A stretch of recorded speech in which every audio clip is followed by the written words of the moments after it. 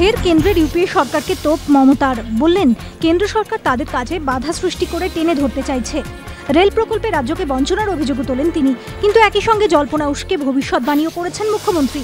নেতাজি ইন্ডোরে এক অনুষ্ঠানে মমতা বললেন 2-3 মাস পরেই লোকসভা ভোট, ফের রেল আসবে তৃণমূলের হাতে, সম্পূর্ণ হবে বাকি কাজ। মমতার এই মন্তব্যকে কটাক্ষ করে কংগ্রেস নেতা মানস ভূঁইয়া বলেছেন মুখ্যমন্ত্রী শিল্পী ছিলেন, গণৎকার হলেন কবে? এদিকে রেল বাজেটে বাংলাকে বঞ্চনার অভিযোগ খারিজ করে দিয়েছেন রেল প্রতিমন্ত্রী অধীর চৌধুরী। এদিন সংসদে তিনি বলেছেন বাংলার জন্য একাধিক প্রস্তাব করা হয়েছে, বাংলার আগের রেল প্রকল্পগুলিকেও অগ্রাধিকার দেওয়া হয়েছে। অধীর চৌধুরীর অভিযোগ রেল বাজেটের আগে বাংলার সাংসদদের চিঠি পাঠিয়ে প্রস্তাব দিতে বলা হয়, কিন্তু মাত্র 2-1টি চিঠির উত্তর মিলেছে।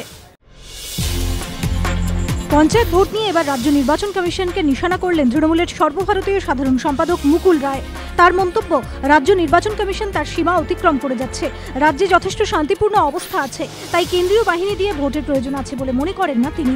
গতকালই আধা সামরিক বাহিনী দিয়ে 3 দফায় ভোট চেয়ে সরকারকে ফের চিঠি দেয় কমিশন। এরপরই মুকুল রায়ের এই মন্তব্যে রাজ্য সরকার ও রাজ্য নির্বাচন কমিশনের সংঘাত চরমে পৌঁছল বলে মনে করছেন রাজনৈতিক পর্যবেক্ষকরা। মুকুলের এদিনের মন্তব্যের সমালোচনা করেছে সিপিএম।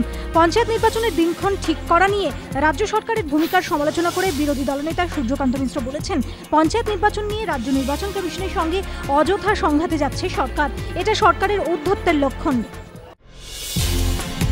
বেপরোয়া গাড়ি চালানোর জের, বিয়ে করে ফেরার পথে দুর্ঘটনার কবলে গাড়ি, মর্মান্তিক দুর্ঘটনার বলি নববধূ। বৃহস্পতিবার রাতে জলপাইগুড়ির বেরু বাড়িতে মহসিনা বেগমের সঙ্গে বিবাহ সূত্রে আবদ্ধ হন মকবুল হোসেন। শুক্রবার সকালে সদ্য বিবাহিতা স্ত্রীকে নিয়ে একটি গাড়িতে করে হলদিবাড়ি ফিরছিলেন তিনি। মোট 15 জন ছিলেন ওই গাড়িতে। প্রত্যক্ষদর্শীরা জানিয়েছেন হঠাৎই নিয়ন্ত্রণ হারিয়ে একটি গাছে ধাক্কা মারে গাড়িটি। আশঙ্কাজনক অবস্থায় হাসপাতালে ভর্তি করা হয় মহসিনা বেগমকে, সেখানেই মৃত্যু হয় তাঁর। গুরুতর আহত অবস্থায় হাসপাতালে ভর্তি করা হয় আরও কয়েকজনকে, তাদের মধ্যেও বেশ কয়েকজনের মৃত্যু হয়। অন্যদিকে এদিনই রায়গঞ্জ থানার বালিয়াপুকুরে ট্রাক্টরের ধাক্কায় মৃত্যু হয় এক বৃদ্ধার।